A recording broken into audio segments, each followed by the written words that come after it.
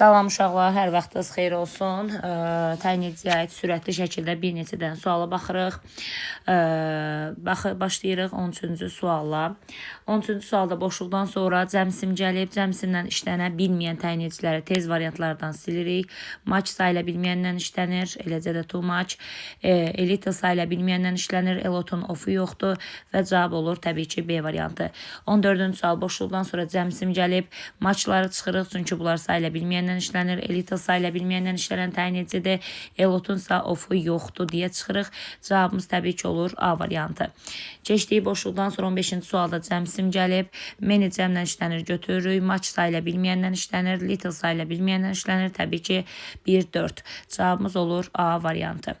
16-cı sual very little sayıla bilməyəndən işlənir, bir düzdür. 2-də deməli FU-dan sonra cəmsim gəlir, news isə sayıla bilməyən isim olduğuna görə 2-ni çıxırıq.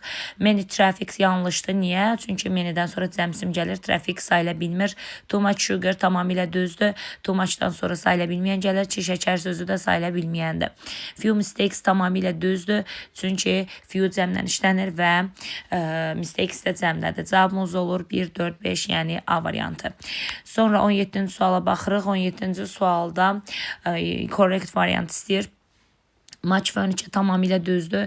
Çünki match sayıla bilməyəndən işlənən təyin edicidir. Lakin many bread yanlışdır.